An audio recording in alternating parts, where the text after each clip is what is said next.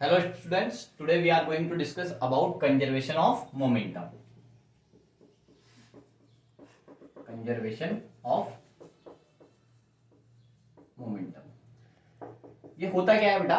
ये बोलता है कि कभी भी किसी भी सिस्टम की अगर अपन बात करें तो पूरे सिस्टम का जो मोमेंटम है वो हमेशा क्या बना हुआ रहता है, कंजर्व बना रहता है। सपोज करो ये हमारा फर्स्ट ऑब्जेक्ट है, ये सेकंड ऑब्जेक्ट है, इसका मास है m1 और इसका मास है m2। ये फर्स्ट ऑब्जेक्ट ले लिया मैंने, ये सेकंड। अब ये दोनों एक दूसरे की क्या है, पास आ रहे हैं।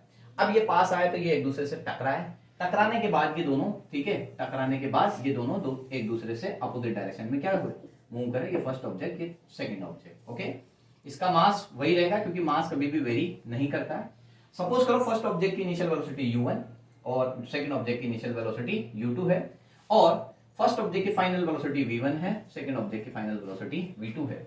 तो यहां से हम ये जानते हैं कि मोमेंटम का फॉर्मूला क्या होता है, इसको p से रिप्रेजेंट करते हैं, और मोमेंटम का फॉर्मूला होता है मास इनटू वेलोसिटी।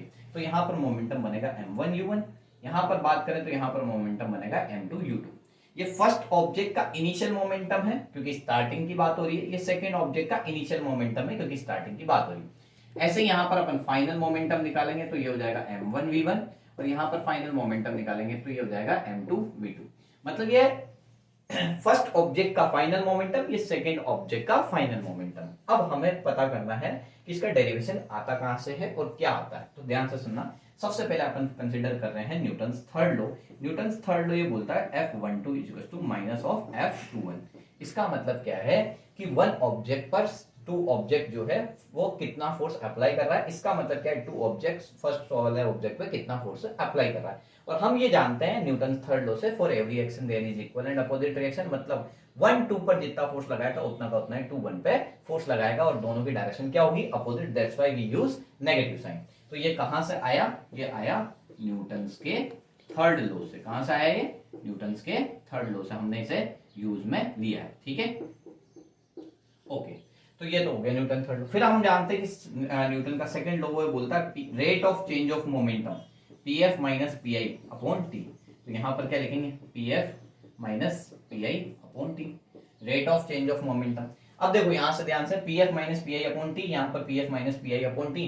यहाँ पर दोनों के साइन आगे का साइन लगा दिया, यहाँ पर नेगेटिव साइन लगा दिया। ये नेगेटिव साइन ये रिप्रेजेंट कर रहा है कि अपोजिट है। यहाँ पर ये फर्स्ट ऑब्जेक्ट के लिए बात कर रहे हैं, यहाँ पर हम ये सेकेंड ऑब्जेक्ट के लिए बात कर रहे हैं। तो फर्स्ट ऑब्जेक्ट के लिए अगर अपन बात करें तो फर्स्ट ऑब्जेक्ट यह रहा और यह रहा। इसका फाइनल जो है वो कितना है, m1 v1। तो यहाँ pf की जगह रखा मैंने m1 v1, यहाँ t से t को क्या कर देते हैं, कैंसिल आउट कर देते हैं, माइनस फर्स्ट ऑब्जेक्ट का ही pi।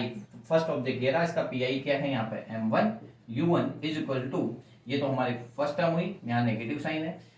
अब देखो यहाँ पर सेकेंड ऑब्जेक्ट की बात करें, सेकेंड ऑब्जेक्ट के लिए pf की वैल्यू क्या है, m2 v2। तो ये हो गया m2 v2 minus second object के लिए जो है वो हमारे पास यहाँ पर सेकेंड ऑब्जेक्ट के लिए पी की बात करेंगे तो ये क्या हो जाएगा, m2 u2। ओके, अब यहाँ पर मैं v और v को एक तरफ ले रहा हूँ, u वालों को एक साइड ले रहा हूँ। तो यहाँ पर देखो ब्रैकेट के बाहर अगर माइनस का साइन हो तो अंदर के साइन चेंज हो जाते हैं। तो m1 v1 minus m1 u1 is equal to minus of m2 v2, minus and minus become plus, तो m2 u2।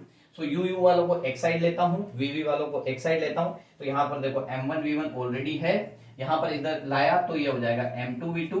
ओके, यहाँ पर m2 u2 ऑलरेडी है, यहाँ पर से इस माइनस वाली टर्म को उधर ट्रांसफर करूंगा तो क्या हो जाएगा m1 u1। मतलब मैं यहां से बोल सकता हूं m1 u1 plus m2 u2 is equal to m1 v1 plus m2 v2। सो मैं यहां पर लिख देता हूं m1 u1 plus m2 u2 is always equal to m1 v1 plus m2 v2। यही क्या है, कंजर्वेशन ऑफ मोमेंटम का डेरिवेशन है, जो कि आता है m1 u1 plus m2 u2 is equal to m1 v1 plus m2 v2। Thank you.